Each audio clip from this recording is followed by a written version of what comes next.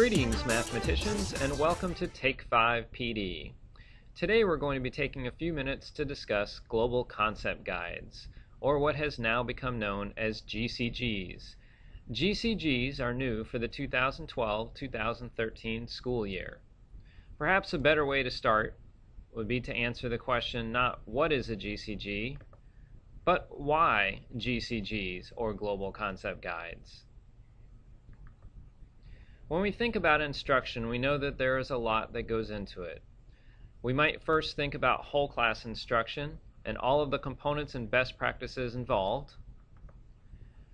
We know we want to differentiate for our students, so we think about differentiated small groups and perhaps centers. Additionally, we want to provide our students the opportunity to hone their skills and demonstrate their understanding through independent practice. So the question comes up, I've got 60 minutes to teach math. How do I make all of these components fit together within that time frame?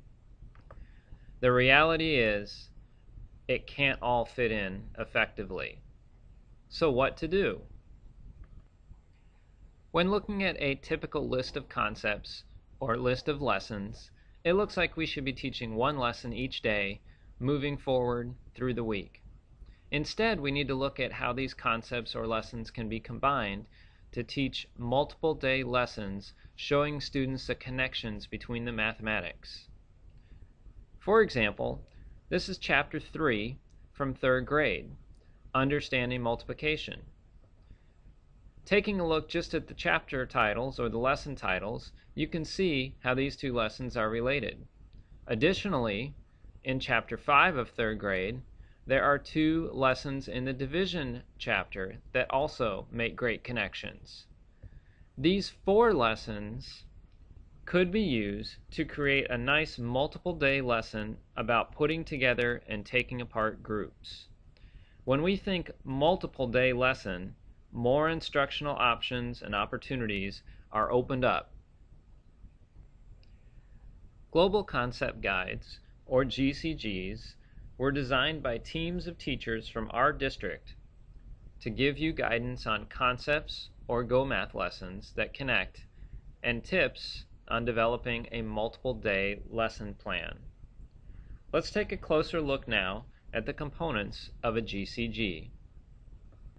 At the top, you'll notice a shaded section listed as the unit of study. This unit of study is the same that you will find in the year at a glance within the instructional guide. Below that, you'll see a global concept. This global concept gives you an idea of what the connected resources will cover. Additionally, in parentheses, you'll see that this one is listed as 1 of 7, letting us know that we're looking at the first global concept guide out of 7 for this particular unit of study.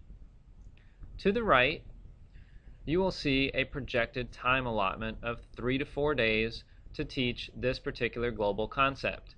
Keep in mind this is an estimate, and you will need to base this on how your students are progressing through this topic.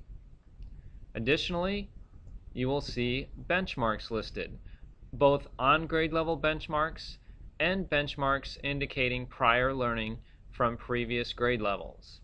These benchmarks and any highlighted section in blue is hyperlinked.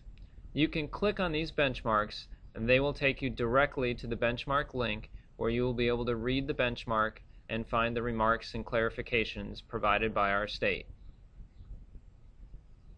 Moving down the left-hand side of our GCG, you'll notice a section, Related Chapter Test Questions.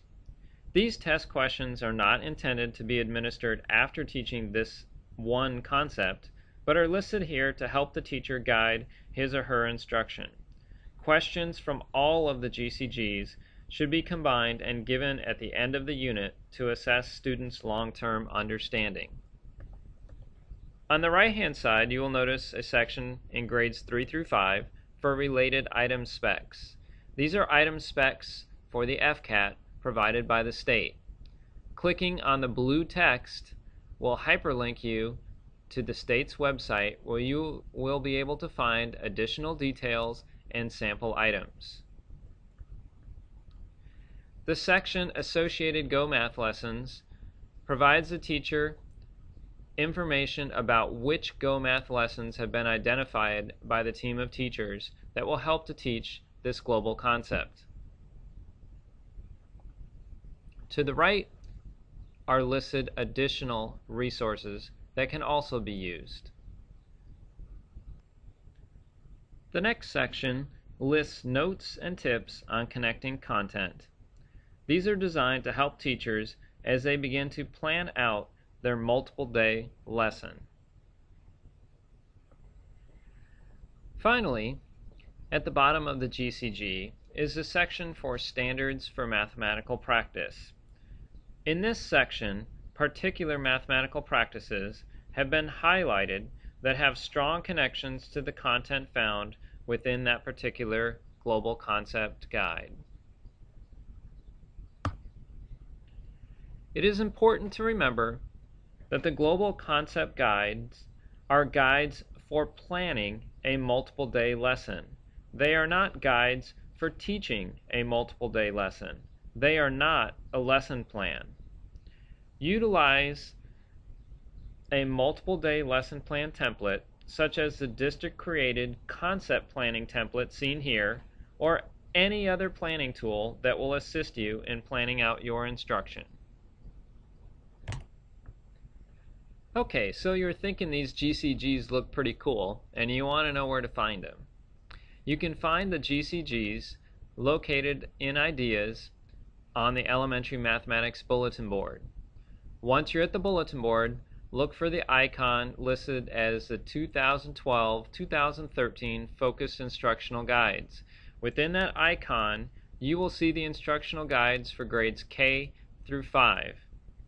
The GCGs are embedded into the instructional guide for each of the grade levels. Keep in mind that what we've discussed today within our short time just touches the surface of the GCGs and how to utilize them when you plan. Check out the following trainings to find more: Powerful Planning, Common Core, Hot Talk and Cool Moves, and Connections, the case of the 4 operations. Thanks for joining us today.